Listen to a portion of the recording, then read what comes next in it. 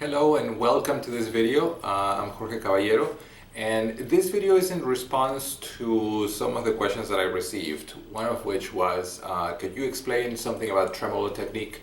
And there was another question, I think it was about the PMI pattern. So I will address that on another video. For now, I wanted to talk a bit about tremolo technique.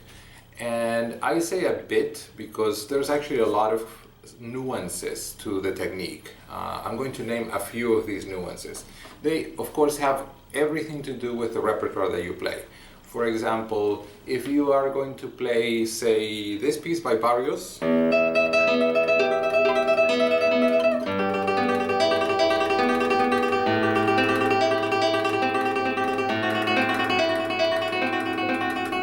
the quality of the tremolo is a bit different from, like, say, if you were to play the tremolo passage from Castelnuovo Tedesco's Capriccio Diabolico, which is, I'm not going to tune down for it, but you'll get the idea here.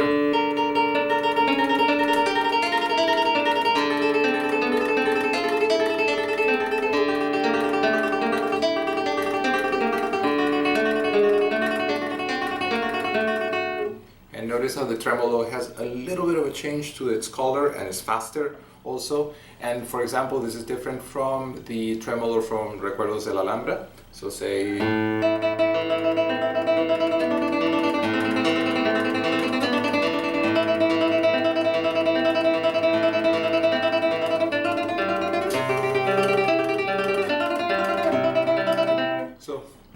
I don't know if this is also audible, but in any case, there are a lot of complexities to the tremolo. So it depends, the improvement that you need will depend greatly on, number one, which piece you're going to play.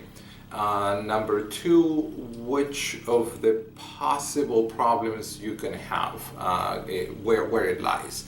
And in this case, the basic problems that we have are typically two. One has to do with the alignment of the fingers. And this is a big problem actually for us.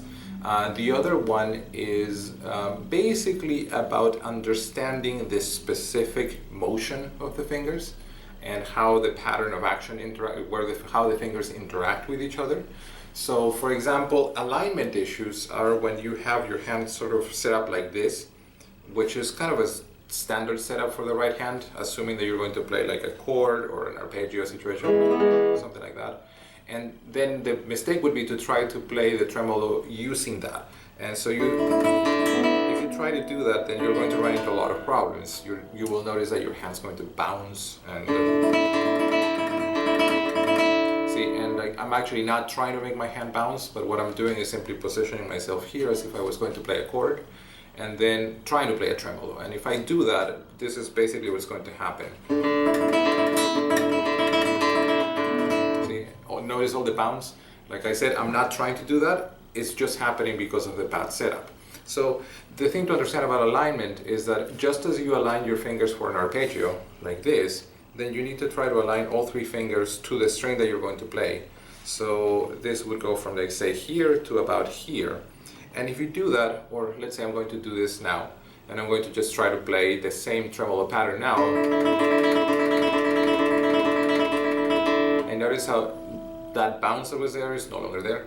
So, and that's simply because of the alignment. So if you notice that your hand is bouncing, check your alignment. A simple way to do that would be to basically keep all three fingers, place them on one string, and try to imagine that you're going to, like, say, play the string using all three fingers simultaneously, much like if you were going to play a chord and you kind of set up your fingers here and you play. So now try doing the same thing on one string, and then release all three fingers as if you're going to play a chord, and you should be able to pluck the string and feel like all three fingers were able to pluck the string. If you can do that, that's more or less where the right alignment is. That aside, the other problem has to do with the specific motion of the tremolo. And for that, well, the basic thing that you have to do actually is exercises.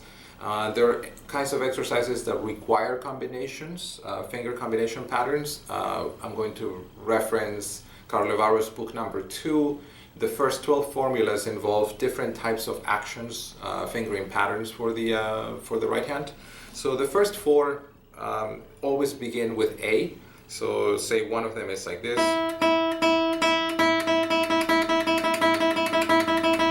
something like that, and say number 2 is A, I, M, I. So if you like say take the Carlevaro book and go through these formulas, you'll get a feeling for how to create different interactions with your fingers. Now I mention this because oftentimes the problem is even if you're properly aligned, the fingers don't understand how to move from A, then to M, and to I. So that's another thing that can actually help tremolo.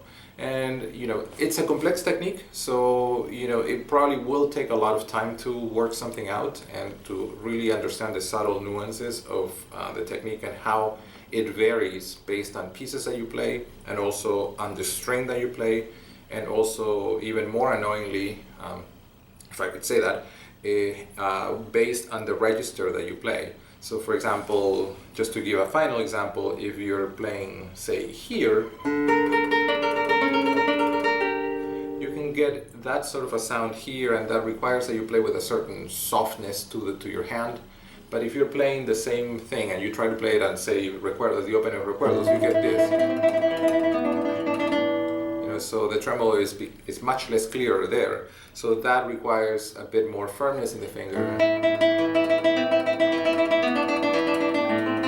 to be able to articulate because of the register.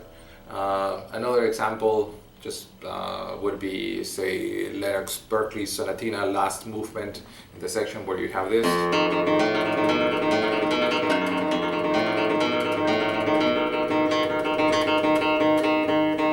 So that requires a completely different approach to the tremolo and to the position and how firmly you articulate the notes. So in any case, this is one episode, let's call it, on tremolo technique. And I'm sure there will be many. So just stay tuned, and if you have any comments about this video, once again, just send a message. And well, thanks for watching, and I'll see you next time.